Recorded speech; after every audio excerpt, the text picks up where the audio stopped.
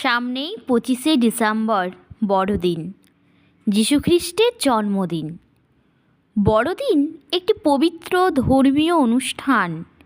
এই দিনটিতে খ্রিস্টানরা যীশুখ্রিস্টের জন্মবার্ষিকী উদযাপন পালন করেন। যদিও বাইবেলে যিশুর জন্মের কোনো দিনক্ষণ পাওয়া যায়নি, খ্রিস্টানদের বিশ্বাস মতে 25শে ডিসেম্বর যিশুর জন্ম তারিখ ধরা হয়। উপহার এক্সচেঞ্জ করা, ক্রিসমাস ট্রি সাজানো, মিষ্টি বিতরণ করা আর অবশ্যই সান্তা ক্লজের অপেক্ষা করা।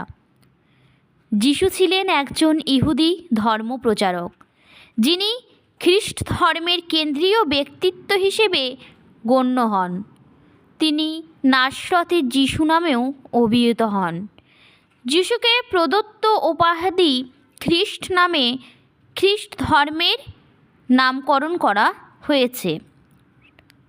খ্রিস্টানরা বিশ্বাস করেন যিশু ঈশ্বরের পুত্র এবং বাইবেলের পুরাতন নিয়মে পূর্বব্যক্ত মসীহ, যার আগমন নতুন নিয়মে পুনর্ব্যক্ত হয়েছে।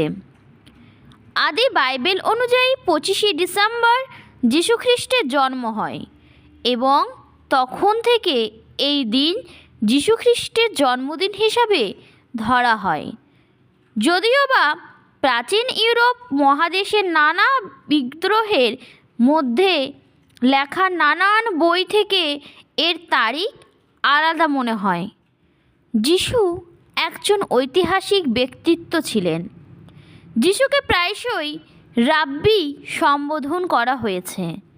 তিনি মুখে মুখে তার বাণী প্রচার করতেন।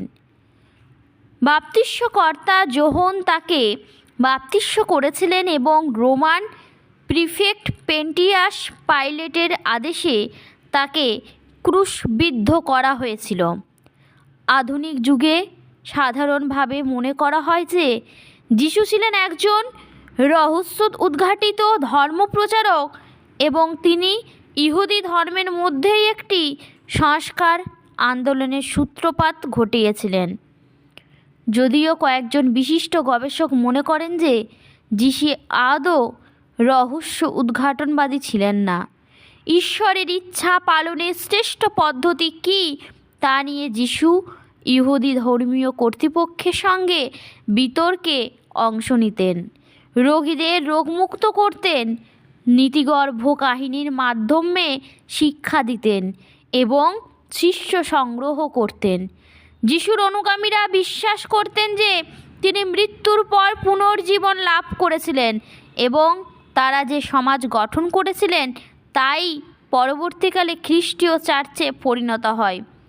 25শে ডিসেম্বর তারিখে খ্রিস্টান ধর্ম অনুসারে জানুয়ারির বিভিন্ন তারিখ যিশুর জন্মদিন পালিত হয়।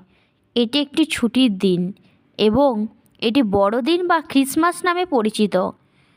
যিশু ক্রুশারোহণের তারিখটি গুড ফ্রাইডে এবং পুনর্জীবনের লাভের তারিখটি ইস্টার নামে পরিচিত।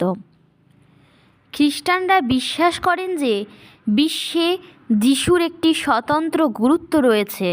খ্রিস্টীয় মতবাদের অন্তর্ভুক্ত বিশ্বাসগুলির মধ্যে রয়েছে পবিত্র আত্মার প্রভাবে যিশুর গর্ভে প্রবেশ এবং মেরি নামী এক কুমারী গর্ভে জন্ম, যিশুর বিভিন্ন অলৌকিক কার্য সম্পাদন, চার্চ প্রতিষ্ঠা, প্রতিকার, বিধানার্থে আত্মত্যাগ, স্বরূপ ক্রুশারোহণে মৃত্যু, মৃত অবস্থা থেকে পুনর্জীবন লাভ, সশরীরে স্বর্গে আরোহণ এবং ভবিষ্যতে তার পুনরাগমন বিশ্বাস।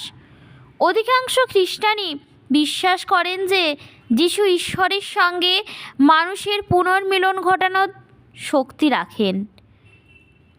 নাইসিন ধর্মমত অনুসারে যিশু মৃতদের বিচার করবেন, যে এই বিচার কার্য সম্পাদিত হবে হয় তাদের শারীরিক পুনর্জীবন লাভের আগে অথবা পরে।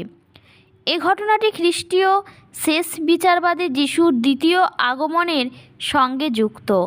যদিও কেউ কেউ বিশ্বাস করেন যে ত্রাণকর্তা রূপে যিশুর ভূমিকা মৃত্যু পরবর্তী জীবনের তুলনায় অনেকাংশেই জীবনবাদমূলক বা সমাজমূলক। অল্প কয়েকজন উল্লেখযোগ্য ধর্মতত্ত্ববিদ বলেছেন যে যিশু একটি বিশ্বজনীন পুনর্মিলন ঘটাবেন। খ্রিস্টানদের অধিকাংশই যিশুকে ত্রয়ী তিনজন ব্যক্তির তৃতীয় ব্যক্তিত্ব ঈশ্বর পুত্রের অবতার রূপে পূজা করেন। খ্রিস্টানদের একটি সংখ্যালঘু অংশ সম্পূর্ণত বা অংশত ত্রয়ীবাদকে অশাস্ত্রীয় বলে প্রত্যাখ্যান করে।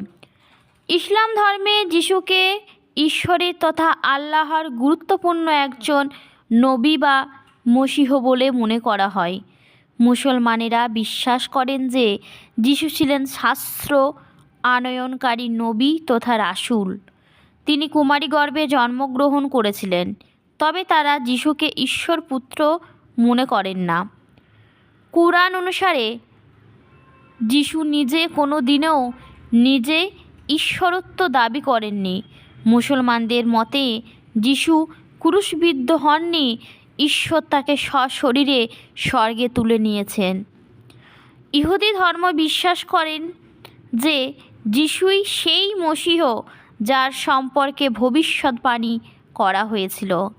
ইহুদিদের মতে ক্রুশে যিশুর মৃত্যুর প্রমাণ করে যে ঈশ্বর তাকে প্রত্যাখ্যান করেছিলেন।